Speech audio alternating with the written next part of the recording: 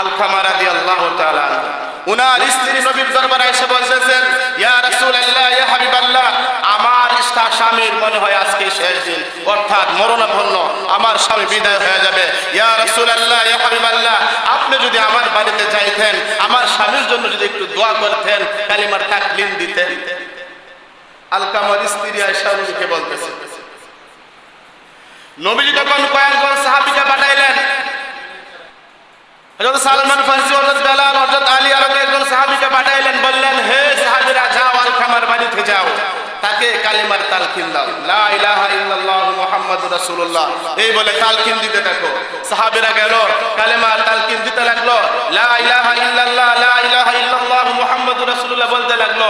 কিন্তু দুঃখের বিষয়, ওই আলকামার জবান দিয়া কোনো কথাই আসে না, জবান বন্ধ, কালেমা আসে না। সাহাবীরা এসে বলতেছেন, ইয়া রাসূলুল্লাহ, ইয়া হাবিবাল্লাহ, আপনার কথা মতো তো আমরা কালেমার তালকিন দিলাম, আপনার কথা মতো আমরা কালেমার তালকিন দিলাম, কিন্তু আলকামার জবান বন্ধ, আলকামার জবান দিয়ে কালেমা বের হচ্ছে না। আল্লাহ নবী রাহমাতুল লিল আলামিন তখন বলেন, হে সাহাবীরা, তার পিতামাতা কি দুনিয়াতে বেঁচে আছে কিনা বলো। ইয়া রাসূলুল্লাহ, ইয়া হাবিবাল্লাহ, তার বাবা দুনিয়ায় নাই, তার মা আছে, তার মা আছে। নবী আমার ডাক দিয়ে বলেন, হে সাহাবীরা, আলকামার মাকে বলো আমার দরবারে আসার জন্য, যদি আসতে পারে আসুক, আর যদি কষ্ট হয় আমি নবী ওনার বাড়িতে যাইব। আলকামার মা নবীর দরবারে এসে বলতেছেন, ইয়া রাসূলুল্লাহ, ইয়া হাবিবাল্লাহ, আপনি আমাকে খবর দিয়েছেন। বলে, হ্যাঁ। আল্লাহর নবী রাহমাতুল লিল আলামিন বলেন, সত্যি করে বলবেন, মিথ্যা বলবেন না, আপনার সন্তানের প্রতি আপনি কি সন্তুষ্ট নাকি অসন্তুষ্ট? আপনার সন্তানের প্রতি কি আপনি সন্তুষ্ট নাকি অসন্তুষ্ট? আলকামার মা ডাক দিয়ে বলেন, ইয়া রাসূলুল্লাহ, ইয়া হাবিবাল্লাহ, আমার সন্তানের প্রতি আমি মা অসন্তুষ্ট। কি অসন্তুষ্ট? ইয়া রাসূলুল্লাহ, ইয়া হাবিবাল্লাহ, আমার চাইতে তার বউকে বেশি গুরুত্ব দিত, আমাকে বাদী হিসাবে গাড়াইতো। ইয়া রাসূলুল্লাহ, আপনি জানেন আমার সন্তান নামাজ রোজা সবকিছুই করে, দানশীল, অনেক বড় দানশীল, কিন্তু আমার সাথে ভালো ব্যবহার করতো না, বউয়ের কথায় আমার উপর অনেক নির্যাতন করতো। ইয়া রাসূলুল্লাহ, আমি আমার সন্তানের প্রতি অসন্তুষ্ট। নবীজি বললেন, তাহলে তোমার সন্তানকে ক্ষমা করে দাও, আপনার সন্তানকে আপনি ক্ষমা করে দেন।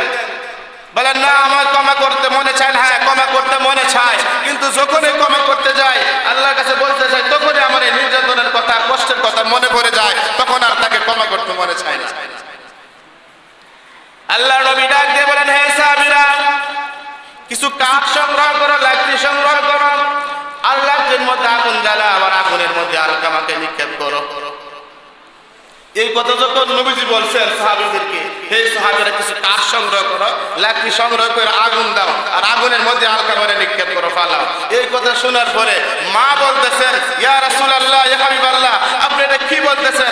আমার চোখের সামনে আমার কলিজার টুকরা, আমার নয়নের মণি, আমার চোখের সামনে আপনি আগুনে পুরাইবেন, এটা আমি মা হিসেবে কিভাবে বরদাস্ত করব? এটা আমি কিভাবে বরদাস্ত করব? নবীজি তখন বলতেছেন, হে মা, এই আগুন যদি আপনি বরদাস্ত করতে না পারেন, আপনার সন্তানকে যদি আপনি ক্ষমা না করেন, কাল কিয়ামতের ময়দানে জাহান্নামের মধ্যে এর চাইতে 1000 গুণ বেশি কঠিন আগুনের মধ্যে আপনার সন্তানকে জ্বালাইবেন। তখন মা বলতেছেন, ইয়া রাসূলুল্লাহ, আপনাকে সাক্ষী রেখে বলতেছি, আমি আমার সন্তানকে মন থেকে ক্ষমা করে দিয়েছি। বলেন না সুবহানাল্লাহ। সঙ্গে সঙ্গে তার জবান খুলে গেল, আলকামা করতে লাগলো, লা ইলাহা ইল্লাল্লাহ মুহাম্মাদুর রাসূলুল্লাহ সাল্লাল্লাহু আলাইহি সাল্লাম। তাহলে চিন্তা করে দেখেন, পিতামাতার সাথে খারাপ ব্যবহার করার পরিণতি কি। সুতরাং লুকমান হাকিম বলতেছেন, ওয়াসাইনাল ইনসানা বিওয়ালিদাইহি, হে আমার সন্তান, খবরদার